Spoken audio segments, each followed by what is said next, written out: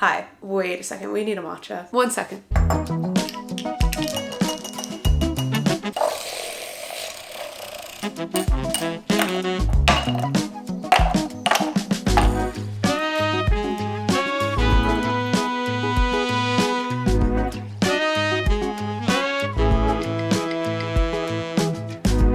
Alright, we're switching over to voice note audio because I don't know what's been going on with my camera mic, but it is not doing what it used to do, so I need a new microphone, but that is a problem for employed Brielle in a few months, not for unemployed Brielle right now. So, that's so good.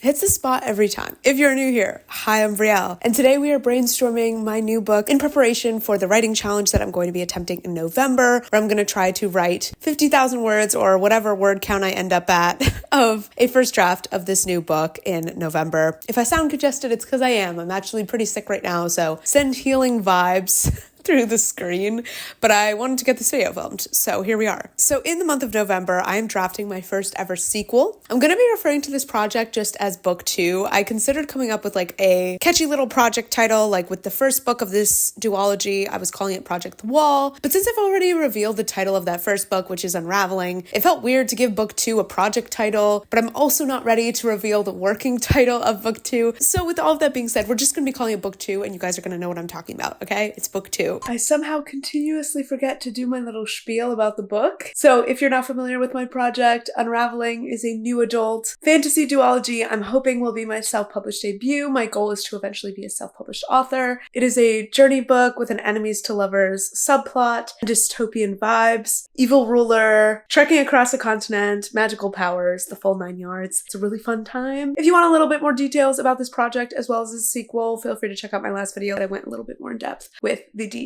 in that video. Okay, bye. I've been working on the first book, Unraveling, for about a year, and we're about to kickstart working on book 2. So in today's video, I want to take you guys along for my new brainstorming process. This is very different than the brainstorming process I did last year, because if I'm being honest, there was a very minimal brainstorming process last year. I kind of ran out of time in October last year and didn't end up preparing nearly as much as I wanted to. So I'm doing a new and improved brainstorming process this year based on learnings that I had throughout the drafting process of book 1, and the things that I've realized would have served me very well had I had them going into draft 1. My goal with book 2 is not to approach it from a complete pantser mentality. I definitely don't know if I would fully consider myself a plotter, but I do want to be a proper plantser for this book and have some preparation in advance. So we're going to be doing 2 videos in preparation for November. The first one is going to be this, brainstorming, and then we're going to do a plotting video. How I differentiate is that brainstorming is much more about the vibes. It's not as structured. It's more so just like getting your ideas together,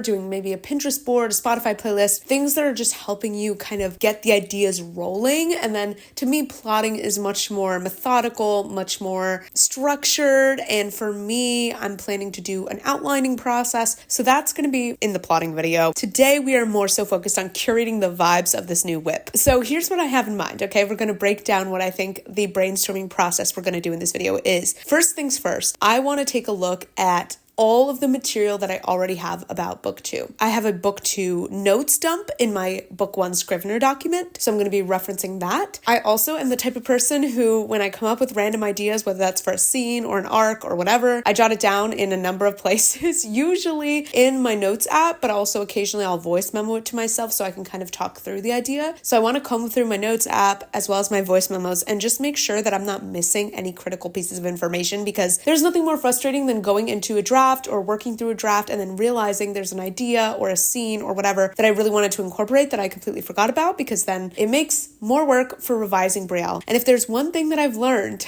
after going through revision for the first time, not fully, I still have much revising to do, but after starting revision for the first time, it's that I never want to do something with the mentality of, oh, that's a problem for revising Brielle, because revising Brielle has a lot of problems already. Not to say that it won't happen, because realistically with any drafting process, I feel like there there are going to be things that you're like, well, I'm just going to have to fix that in revision. But I want to minimize doing that as much as possible. I want to try to write a more on target first draft. And I do think the fact that I've already done a lot of world building and already know quite a bit about this world and these characters is going to help me have a more successful first draft. I say that as if my first draft of book 1 was like bad or completely off. That's not true at all. In fact, as it stands now, I haven't had to do any crazy structural reworks. I actually lucked out quite a bit in terms of I like the overall flow of the story that I had in draft 1, but I want to keep improving, right? I want to keep making my rough drafts as strong as they can be. Anyway, so the first thing we're going to do is do all of that, consolidating all of my notes. And then I also want to do a little bit of work on the Pinterest board for this book. I've already kickstarted the Pinterest board and Spotify playlist. This is something that I did not do before drafting book 1. It's actually something I did in the middle of the drafting process, probably 3/4 of the way in, if I had to guess. I made a whole video about trying different methods to get in the zone for my writing project, where I created the Spotify playlist and Pinterest board for Unraveling. And I was so pleasantly surprised by how much I enjoyed and benefited from the process of curating those vibes in other formats. I love that a Pinterest board and Spotify playlist makes you think about your WIP in a form other than words and gives you that different perspective. So we're also going to be chatting and working on the Pinterest board, talking about the Spotify playlist a little bit. Definitely going to be switching up locations so I can experience writing and working in different spots. That's one of my favorite things to do when I'm trying to get a productive writing day in. I think for the whole consolidating my notes, gathering all of the little snippets that I have in different locations, for that part of the process, I think we're going to go to the park because I really want to do a little park writing session. If you're also drafting a book this November, maybe you're also a bit of a newer writer, I really want to recommend a resource that I think could be really helpful, especially when it comes to building a new writing habit or just learning the basics of storytelling, and that is Skillshare. Thank you so much to Skillshare for sponsoring this video. Skillshare is the largest online learning community for creatives, with thousands of classes led by industry experts on a ton of creative topics, including writing, productivity, content creation, and more. One of the hardest things about embarking on a writing challenge is just the level of consistency that you have to create and have, especially if you are not someone who's used to writing daily or writing frequently. So I think a class that could be really useful for this, if you're trying to strive for consistency this November, is called The Writer's Toolkit: 6 Steps to a Successful Writing Habit, hosted by Simon Van Boy, who is a writer and editor. I feel like this class could be such a great way to kind of gear up for Nano and give yourself the rituals, practices, techniques, honestly, to help you stay focused and consistent throughout this month, because writing a book is definitely a marathon, not a sprint. There's also a ton of other writing classes on Skillshare on topics like character creation, basics of storytelling, how to just tell a compelling story. Skillshare really is the perfect one-stop shop if you are a newer writer or just someone who's looking to continually educate yourself on the writing craft. You can try out any of the classes I mentioned or any of the countless other classes made for creatives on Skillshare completely for free, because the first 500 people to use the link in the description will get a 1-month free trial of Skillshare. Thank you again to my friends over at Skillshare for sponsoring this video. They're such a beloved partner on this channel, and I'm so grateful to be working with them. Without further ado, let's head out to the park and go get some brainstorming done. I'm very excited to comb through all the ideas I have for this book, because if you saw my last video, there's a lot that I'm excited about with this WIP, and I cannot wait specifically to start scheming up romance scenes. All right, let's do it.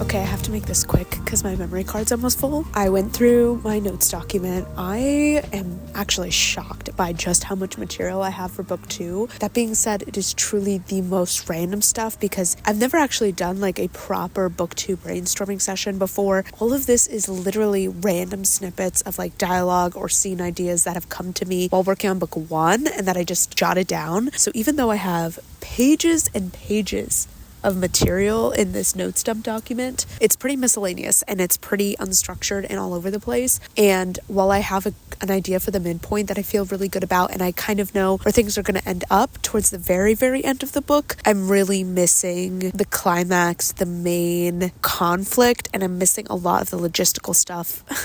A leaf just fell on me. I'm missing a lot of the like meat and bones of like act 2 and what's really happening here. I have a lot of the setup, I think, pretty solid, which to be fair, I am typically a headlights writer, so it might be a scenario where like I have act 1 really well mapped out and then I continue to outline as I head into the draft. I don't know, but since today's not supposed to be like a plotting day and I want to more so focus on the big picture stuff, I'm really just focused on making sure that all of the ideas I do have are in this document so that when the time comes to start outlining and start structuring things, wow, so congested, so that when the time comes to start my plotting process, I feel more confident in just the amount of material I have to work with, and I have something to shape. Like I have the clay and then I just need to like make the sculpture and fill in the blanks and make it make sense chronologically. But I have ideas for, I would venture to say, a good 15 scenes here at least, which is really solid. I still have to comb through my notes app and my voice memos just to make sure there's nothing I'm missing. There's a lot of stuff that I completely forgot about and so many scenes and locations that I'm really excited about. Yeah, so I'm feeling really good about this book. Now that I've gotten a good like big picture look at what I have, the vibes of book 2, a lot of the scene ideas that I have, I feel really equipped to work on the Pinterest board. So I think we're going to head home and chat a little bit about the Pinterest board. I'm going to finish the rest of this part of the process off camera, make sure that all of my notes are in this document and at least a tiny bit organized, though most of the organizing will happen during the plotting stage of this prep. And yeah, let's head on home. I'm pretty cold. But this is honestly such a great place to work. To be fair, I think soon it will be a little too cold for me to do it comfortably, though maybe I'll come like bundled up in a puffer jacket, but I'm glad that I'm getting some sessions in out here before it gets too freezing. So we're gonna do a quick little unboxing. I'm so excited to open this. Also, guys, I feel like I downplayed this earlier in the video, but I'm pretty sick. I can't hear out of my left ear, so I'm like talking to myself and I feel like I'm like in a simulation or something because I'm like, I can hear myself, but like, can I? I don't know. I'm like dazed and confused right now. Anyway, there's one thing about me. I love ordering a book from an indie author. There's something about getting it in the mail, like the package coming in the mail, that's so exciting, which is interesting because usually I really don't love ordering books online, but obviously in the case of an indie author, that's typically how you're purchasing the books. I'm very much more like a going into Barnes type of girl, so I wouldn't expect myself to get so excited about getting a book in the mail, but when it's an indie author's book, it just hits different. This book is by my friend Jessica. Hi Jessica, if you're watching, I hope you don't mind me mentioning you, but she's actually part of my Seattle writing group. So I of course wanted to buy her book and support her. She's the only indie author who is like already self-published in the writing group. So naturally I really gravitated towards her and had so many questions about her indie author experience. And it's been so cool getting to know someone who has the experience of having self-published a book and ask her questions, bond about sort of our shared ambitions. Let's open this. Okay, wait, what? I still haven't broken the seal. This is one of the weirdest Amazon packages I feel like I've ever gotten. Like, why is it not in an envelope? This is so bizarre. There we go, there we go. Can we talk about how good this looks? This cover is gorgeous. Look at this illustration. Also the back, like it just, everything about it looks so professional, and not to say that that's surprising because actively trying to deconstruct the idea that self-published books are less professional, less legitimate than traditionally published books, but this is extremely impressive. I mean, this looks amazing. Gorgeous. So this is Echo Through the Stars by Jessica Lynn Medina. I'll have it linked down in the description. There's 2 books out now. I believe Jessica's working on the 3rd one as we speak. I do also have another book coming in the mail that I'm very, very excited for. So you might catch me unboxing that in the next vlog.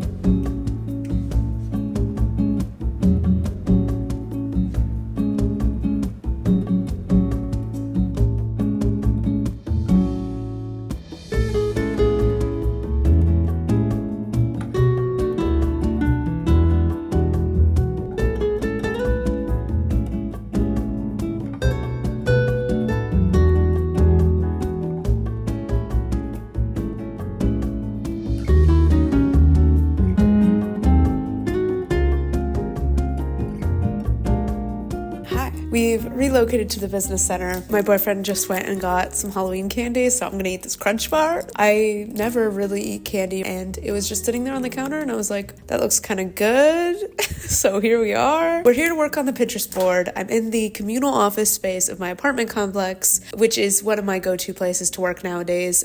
I love it. Up here, there's huge windows, and it's very vibey, and it started raining. This feels like karma, because literally earlier today, I said to my boyfriend, I was like, I wonder if it'll actually rain today. Like, it always looks like it's gonna rain, but I feel like it never actually rains. And now here we are. My issue with the Seattle rain, at least so far, is that I want storms. Like, I want it to pound on the windows. I want it to be a full vibe, but it's always such a drizzle that you can barely even see it when you're inside. And then when you're outside, you're just getting like lightly rained on. So not my favorite type of rain going on, but it is setting a bit of a vibe for us as we work on this Pinterest board. Can I just say, I love when Pinterest starts suggesting things based on the board you're working on. So spiritual of an experience when you're just finding images that resonate with your story and you're like, oh yes, that connects to this character, that connects to this scene. That's like the perfect vibe for this book, and everything just starts to feel really special. I don't know. I'm obsessed so far with the vibes of book 2. Let me just say, it is such a gorgeous combination of like, I can't even describe it. I'm going to pop up some of the images on screen while we chat about my philosophy on creating Pinterest boards for books, because I'm just like so obsessed. First of all, like I mentioned earlier in the video, I did not have a Pinterest board when I started my first project. And once I created that Pinterest board, it sparked ideas for new scenes. It helped me to be able to visually describe things better. I did a lot of searching for location photos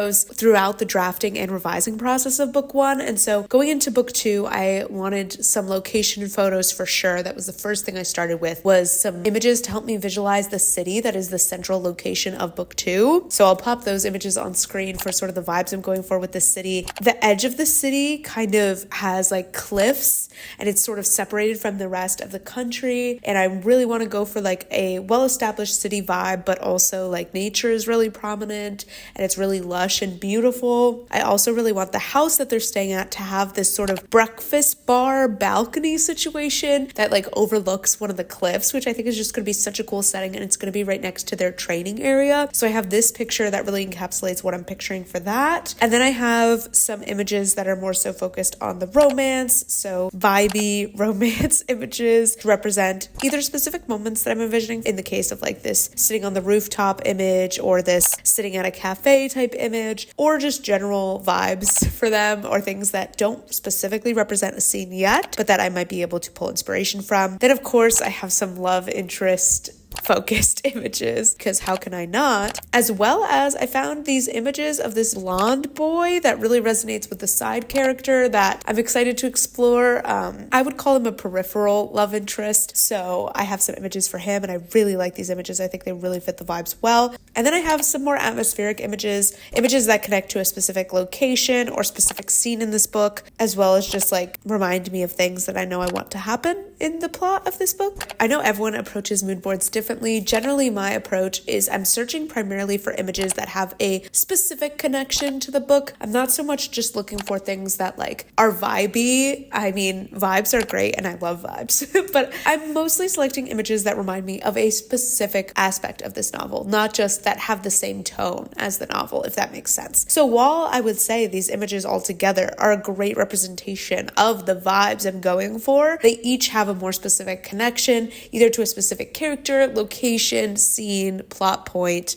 etc. So now I'm gonna pop on screen some collages to show you the mood board I made for book 1 versus the mood board for book 2. And I think just looking at this, it does convey a different vibe. There's obviously similarities, you know, some of the characters are the same, some of the vibes are the same. There's similar visual threads and a similar language going on, but I do feel like each book has its distinctive feel. There's also a lot more like images focused on representation of magic in this mood board, since that is a bigger aspect in book 2. So I'm really excited about that. I'm getting distracted looking at new pictures. Okay, Brielle, focus, rein it in. Another reason why I feel like it's so valuable to work on things like this is it also just gives you good marketing material. You know, you can convey the vibe of your book in content, or just like when you're telling people about it, you have visuals to help them get a sense of it. And this is like a great tool to have, especially if you're not yet in the stage of actually sharing the words on the page, to help convey the vibes that you're going for with your story. We'll see when when I actually get into it and start writing it, whether or not this still feels representative. I'm very curious to see how I feel about that. Something else I'm noticing is that while book one felt very much like blues and gold, this book has more just like, I don't know, like almost like a red and beige tone. Book one felt very moody. I've used that word to describe it a lot, and this one feels more like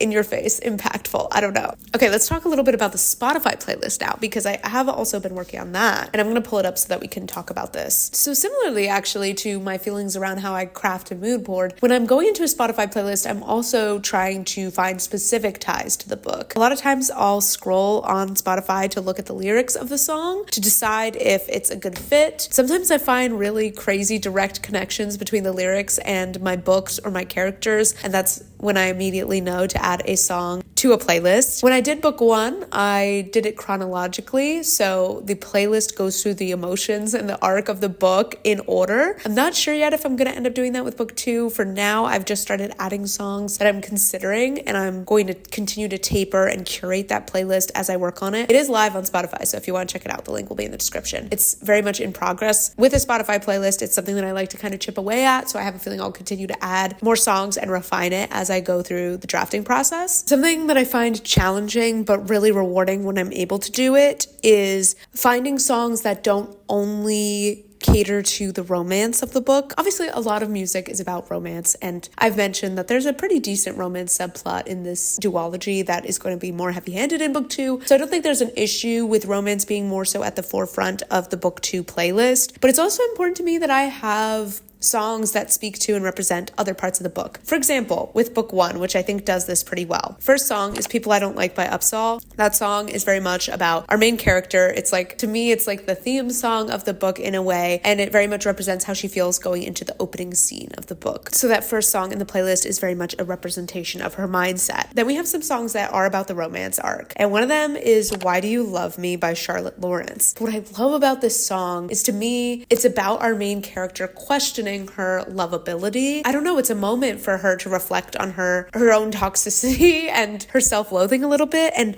that's something that I really like, that I represented well in the book one playlist. Then there's Lacey by Olivia Rodrigo, which is actually a representation of the dynamic between our main character and the secondary female character. And last but not least, the epitome of this playlist in terms of non-romantic representation is I Drive Me Mad by Ren for Short, which really covers her breaking point moment of not being able to stand herself and being so over herself that it pulls her into change. So I really like that there are multiple songs throughout the book one playlist that are more so about our characters' character development and not just the romance arc, and I'm trying to achieve that with book two as well. That being said, it is leaning heavily into romance as it exists, which I think is okay because it's just starting, and like I said, book two is more romance heavy, but I did find the song New Way by Ren for Short that I think is a very cool evolution from a lot of the songs in book one's playlist, where it was very much about like her hating herself, her being closed off to love, not understanding why anyone would love her, blah, blah, blah. But this song, New Way, that's in book two's playlist, is more so about her realizing that she doesn't have those bitter feelings anymore. Some of the lyrics to this song that really made me like click with it for this book are, I need a new way to hate you. I just don't get why you're still around. Figured by this point that you'd let me down. All the nice things that you say make it harder for me to admit that I'm happier now.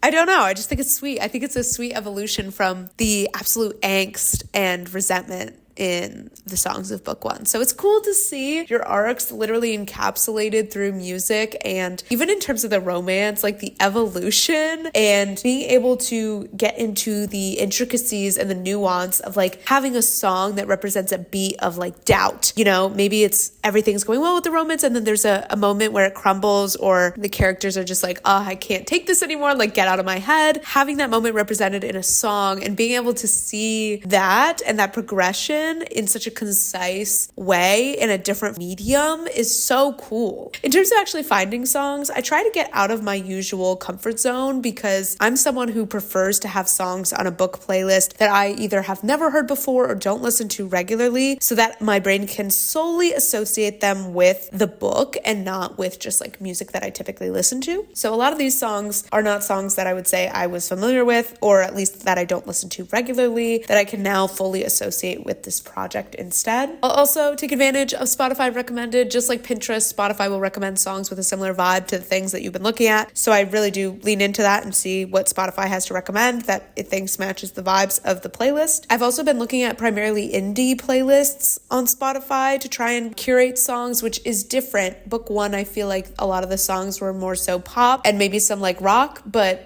book two is feeling a lot more indie and a lot more like artsy, to put it in the only way I can think of. Like the type of music that I more so listened to in college. I just think it's cool to see how even in terms of visuals and songs, you can get a sense of the differences between the two books. And I just think that's so interesting. It really does make me feel like I'm starting to just get in the mood to work on book two. And I'm really, really excited to get into it. Like I weirdly had the urge to start dictating chapter one today. And I was like, Brielle, let's hold on.